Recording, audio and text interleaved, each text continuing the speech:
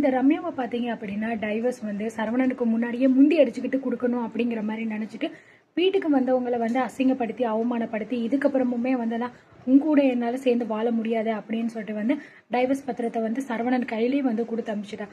அப்படி இருக்கும்போது சரி டைவர்ஸ் ஆயிடுச்சு அப்படின்னு சொல்லிட்டு விட வேண்டியதானே. டைவர்ஸ் கொடுக்குற மாதிரியும் கொடுப்பாலாம், அதுக்கப்புறம் அவள் கொடுக்கவும் விட மாட்டா அப்படிங்கிற மாதிரி சொல்லிக்கிட்டு இருக்கா. இதுக்கு எதுக்கு கொடுக்கணும், பேசாமல் கொடுக்காமையே அவள் வந்து இருந்திருக்கலாம்ல, போய் கூப்பிடும்போது சரின்னு சொல்லிட்டு வந்து போயிருக்கலாம்ல. அதுவும் வந்து பண்ணுறது கிடையாது. இந்த அண்ணம் என்ன அப்படின்னா மறுபடியும் வந்து போய் ரம்யா கிட்ட வந்து கெஞ்சின்னு கெஞ்சி அவளை வந்து வீட்டுக்கு கூப்பிடணும் அப்படிங்கிற மாதிரி வந்து பிளான் பண்ணியிருக்கான். என்னதான் பட்டாலும் இந்த அண்ணத்துக்கும் கொஞ்சம் கூட புத்தி வரவே மாட்டேங்குது. ரம்யாவோட கேரக்டர் என்ன அப்படிங்கிறது நல்லாவே வந்து தெரியும். ஸோ இருந்தாலுமே இந்த அண்ணன் வாண்டடாக போயிட்டு எதுக்காக வந்து அவகிட்ட போய் மன்னிப்பெல்லாம் கேட்கணும், அவளை கூப்பிடணும் அப்படிங்கிறது தான் வந்து தெரிய மாட்டேங்குது. ஸோ ரம்யா கிட்ட போயிட்டு அவங்க 2 பேருமே எவ்வளவோ தூரம் கெஞ்சி கூத்தாடி கூப்பிட்டுருப்பாங்க, வீட்டுக்கு வந்துருமா அப்படிங்கிற மாதிரி சொல்லியிருப்பாங்க. இதுக்கப்புறமும் நான் இந்த மாதிரி தப்பெல்லாம் எப்பயுமே பண்ண மாட்டேன், அவங்க 2 பேரும் சேர்ந்த சதினால தான் வந்து நான் இப்படியெல்லாம் உங்களை பேச வேண்டியதாக போயிருச்சு, ஏன்னா மன்னிச்சிடுங்க மேடம் அப்படின்னு சரவணன் கூட அவ்வளவோ தூரம் வந்து சொல்லுவார். ஆனால் இந்த ரம்யா அதை காதில் வாங்கவே மாட்டேங்கிற. அது எப்படி வந்து எவ்வளோ ஈஸியாக வந்து உங்களால் வந்து சொல்ல முடியுது, நான் வந்து எப்படி உங்களை வந்து மன்னிக்க முடியும், அது மட்டும் இல்லாமல் எனக்கு நீங்கள் எவ்வளோ பெரிய துரோகத்தை வந்து பண்ணியிருக்கீங்க, உங்களை நம்பி தான் நான் வந்து அந்த வீட்டுக்குள்ளே வந்தேன், ஆனால் நீங்களே வந்து என்னை இப்படிலாம் பேசுவீங்க அப்படின்னு சொல்லிட்டு நான் கொஞ்சம் கூட எதிர்பார்க்கல.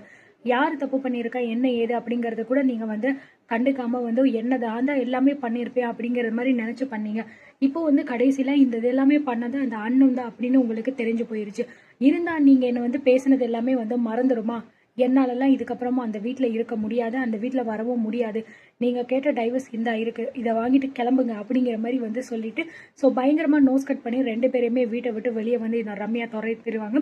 வெளியில் போனோடனே அவங்க அம்மா கேட்பாங்க, ஏண்டி எதுக்காகடி இப்படி பண்ண, அதான் அவங்க தான் வந்து உங்ககிட்ட கெஞ்சு கூத்தாடி கூப்பிடுறாங்களேடி, பேசாமல் போக வேண்டியதானே அப்படிங்கிற மாதிரி சொல்லும்போது, அம்மா இந்த நேரத்தில் நான் வந்து போனேன் அப்படின்னா அது நல்லா இருக்காது, என் மேலே இருக்கிற மரியாதையை நானே குறைச்சிக்கிட்ட மாதிரி ஆயிரும், அதனால நான் வந்து இந்த மாதிரி டைவர்ஸ் கொடுக்குற மாதிரி நடித்தேன் அப்படிங்கிற மாதிரி சொல்லும்போது, என்னடி சொல்கிறேன்னு நடிச்சியா, அதான் நீ தான் சைன் பண்ணி அந்த பத்திரத்தை அந்தவங்கிட்ட கொடுத்துட்டியே அப்படின்னு சொல்லும்போது, நான் சைன் பண்ணி பத்திரத்தை தான்மா கொடுத்துருப்பேன், ஆனால் சரவணன் வந்து என்னை டைவர்ஸ் பண்ணுறதுக்கு நான் விட மாட்டேன், அது மட்டும் இல்லாமல் அந்த வீட்டுக்கு திரும்பவும் நான் வந்து போவேன் அப்படிங்கிற மாதிரி சொல்லும்போது, என்னடி நீ என்ன பண்ணிக்கிட்டு இருக்க, என்ன எனக்கு வந்து ஒரே குழப்பமாக இருக்குது, எதை பண்ணுறதால வந்து என்கிட்ட முன்னாடியே கொஞ்சம் சொல்லிட்டு பண்ணிடி, நீ என்ன பண்ணுற எப்படி பண்ணுற அப்படின்னு என்னால் கொஞ்சம் கூட புரிஞ்சுக்கவே முடிய மாட்டேங்குது, நீ அந்த வீட்டுக்கு போயிடுவேன், அவனை டைவர்ஸ் தரவிட மாட்டேன்னு சொல்கிற, அப்புறம் எதுக்கு நீ கொடுக்கணும் அப்படிங்கிற மாதிரி சொல்லும்போது, நான் இப்போ வந்து இந்த விஷயத்த அவ்வளோ ஈஸியாக விட்டுட்டேன் அப்படின்னா அது அவங்களுக்கு வந்து பெரிய ப்ளஸ் பாயிண்ட் ஆயிடும்.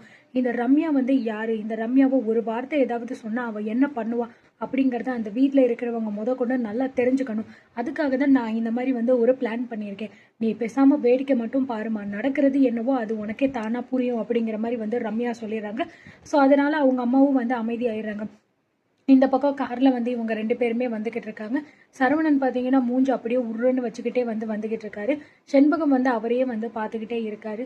என்னப்பா சரவணா, நம்ம ஒன்று நினச்சி போனோம், ஆனால் அங்கே ஒன்று நடந்துருச்சு, கையோட நம்ம தங்கத்தை எப்படியாவது பேசி கூட்டிகிட்டு வந்துடலன்னு நினச்சா அவள் என்னடானா இப்படி திடுதிப்புன்னு வந்து டைவர்ஸ் பத்திரத்தை கையில் கொடுத்துட்டு 2 பேரையுமே வீட்டை விட்டு வெளியே துரத்திட்டாலே அப்படிங்கிற மாதிரி சொல்லும்போது, மா தயவு செஞ்சு நீ வாயை மூடுமா, நானே ஏற்கனவே இங்கே பயங்கரமான டென்ஷனில் இருக்கேன், அவங்க இப்படி போய் பேசிட்டாங்களே அப்படின்னு சொல்லிட்டு, நீ வேலை வெந்த பொண்ணில் வேலை பாய்ச்சுற மாதிரி ஏதாவது ஒன்று சொல்லிக்கிட்டு இருக்காது, அமைதியாக வாமா அப்படின்னு சொல்லும்போது, எப்படா சரவணா, எப்படா என்னால் அமைதியாக இருக்க முடியும், அவ்வளோ பெரிய விஷயம்டா இங்கே வந்து நடந்திருக்கு, என் மருமக வீட்டுக்கு வந்து கொஞ்ச நாள் கூட ஆகலடா, அதுக்குள்ளே உங்கள் 2 பேருக்கும் இப்படி ஒரு டைவர்ஸ் நடக்க போகுது அப்படிங்கிறது நினச்சாலே எனக்கு அப்படியே உடம்பெல்லாம் நடுங்குதுடா சரவணா அப்படிங்கிற மாதிரி சொல்கிறாங்க. இது எல்லாத்துக்கும் காரணம் வீட்டில் இருக்காளே அவள் தான், அவள் ஒருத்தி தான் இது எல்லாத்துக்குமே காரணம், அப்படியே கமுக்கமாக இருந்துட்டு என் வாழ்க்கையுமே மொத்தமாக முடிச்சு விட்டாங்க பார்த்தியா, உண்மையிலே வந்து பயங்கர கில்லாடிதாம்மா அவங்க அப்படின்னு சொல்லும்போது, நீ சொல்கிறது சரிதான் சரவணா, அந்த புடவைக்காரியை அவ்வளோ லேஸில் நம்ம வந்து நினச்சிட்டோம், ஆனால் எதுவுமே வந்து பண்ணலை அப்படின்னு சொல்லிட்டு எவ்வளோ பெரிய வேலையை பார்த்து விட்டுருக்கா பார்த்தியா, இப்போ இதனால உனக்கும் தங்கத்துக்கும் இவ்வளோ பெரிய பிரச்சனை வந்திருக்கு, அதை எப்படி சரி பண்ண போகிறேன் அப்படின்னே வந்து எனக்கு தெரியலையே, அதை நினைக்கும் போது எனக்கு அப்படியே உடம்புலாம் ஒரு மாதிரி பண்ணுதுடா அப்படிங்கிற மாதிரி சொல்கிறாங்க. என்ன பண்ணுறதுன்னு எனக்கும் ஒன்றும் புரியலைம்மா, இப்போ இவங்க என்னென்னா டைவர்ஸ் பண்ணியே ஆகணும் அப்படின்னு ஒத்த காலில் நிற்கிறாங்க, நான் ஏதோ அப்போ கோவத்தில் வந்து வார்த்தையை விட்டுட்டேன் அப்படிங்கிற மாதிரி சொல்லும்போது, நீயும் கொஞ்சம் ரொம்ப அவசரப்பட்டுட்ட சரவணா, நான் எவ்வளவோ தூரம் சொன்னேன் பொறுமையாருன்னு, நீ கேட்காம வந்து அவள் சொல்கிறத போயிட்டு நம்பிட்டு நீ இவ்வளோ தூரம் வந்து தங்கத்தை பேசிட்ட, அவள் மனசும் கொஞ்சம் கஷ்டப்பட்டிருக்கும்ல அப்படிங்கிற மாதிரி வந்து சொல்லும்போது, மா நீ சொல்றதெல்லாம் எனக்கு புரியுதுமா, இப்போ என்னம்மா நம்ம பண்ண போறோம் அப்படிங்கிற மாதிரி 2 பேருமே புலம்பிக்கிட்டே கார்ல வந்து போய்கிட்டு இருக்காங்க.